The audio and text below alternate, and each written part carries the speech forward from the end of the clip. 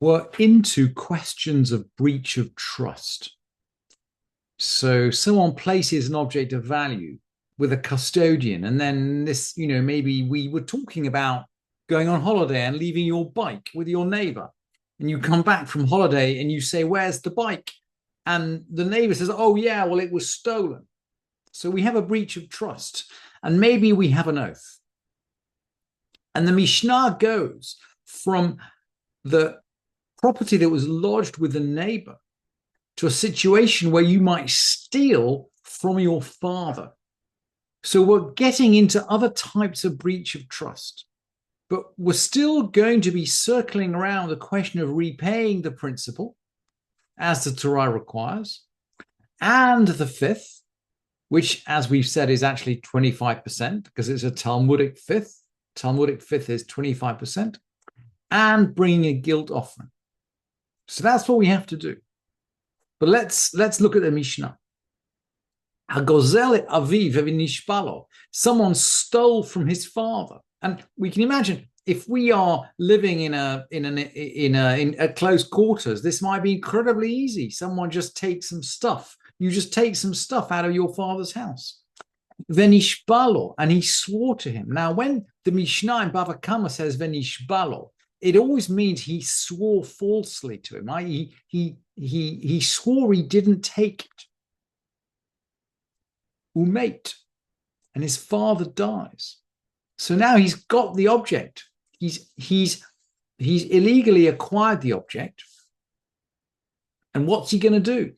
His father's died. Hareze mishalem keren v'chomesh levanav ul echav.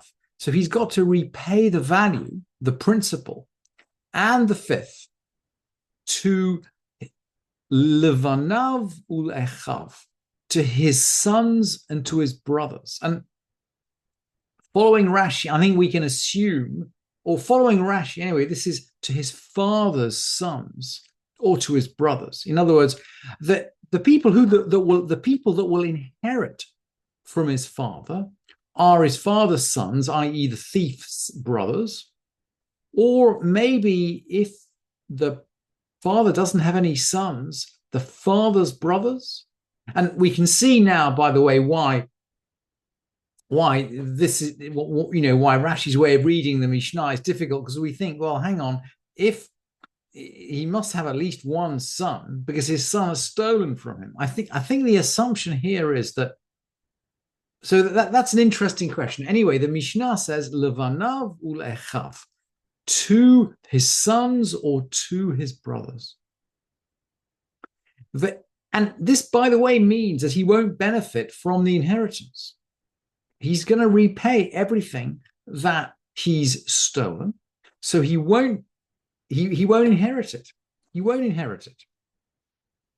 Ve'im eino rotze, if he doesn't want to do that, or she'ein lo, maybe he doesn't want to, or maybe he doesn't have.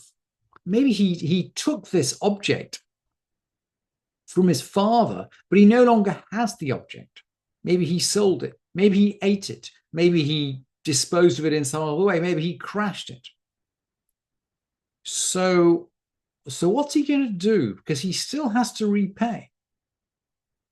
It's very interesting that the Mishnah is going to now suggest a way in which he can repay the principal to his relatives, and yet he can still end up inheriting. So what are we going to do? Or she'ein lo, he doesn't have it. Loveh, he's going to borrow. He's going to borrow on the security of the object which he needs to give back. So he's going to borrow money on the security of the object that he needs to give back. And the creditors come and they are repaid. He's going to borrow, and he's then going to restore the lost property to his father's inheritors, because he's just borrowed enough. He's just borrowed enough to restore the lost property to them. And then the creditors are going to go and become repaid from that property, which is now sitting with his father's brothers or sons. So, almost as if he's carrying out some financial engineering, because he himself can't inherit. So he himself can't give the property to his father's brothers or sons and then take it back as inheritance. But he can give the property, thus mortgaged, to his father's brothers or sons, and the creditors will then come and get it back. And what if, and we can see this can work the other way too. Ha'omer leave not, someone who says to his son, Kunam she'at nheneli. Kunam, by a korban. This is the traditional form of an oath. I swear an oath. I swear by a korban. Kunam she'at nheneli, that you won't derive any benefit from me. Imate yirashenu. If he died, the son can inherit him. So the oath in your lifetime doesn't stop your child inheriting you. But if he says, B'chayai uv'moti, both during my life and at my death, if he formulates the oath to include his death, imate lo yirashenu. When he dies, the son can't inherit it from him. Ve'iten levanav u'le'achav, and he must give the inheritance to his sons or his brothers. So we can see that the language in this Mishnah parallels the language in the Mishnah of theft above. And we're going to play the same trick. Im ein lo love uvale hachov ba'im v'nifraim. If he has nothing, he takes out a loan.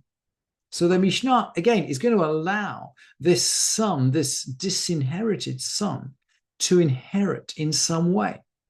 He's going to take out a loan secured against the inheritance.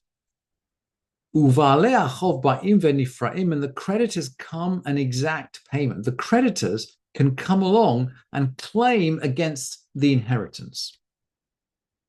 And we've actually touched on this in the Mishnah of Nidarim. When we learned the Mishnah of Nidarim, we remember that someone who's under a vow not to get benefit from a neighbor, hamudar, hana'a mechavero, shokelet shiklo uforea et chovo. This person who's under a vow not to benefit from his neighbor, he can still pay his shekel for him. That's pay the shekel for the month of Adar and pay off his debts. And by the way, umachazir lo et avedato, and can return a lost article to him. So even if we're under a vow not to benefit from someone, we can still pay off their debts. And that seems to be the basis on which the creditors can come and exact payment to pay off this debt.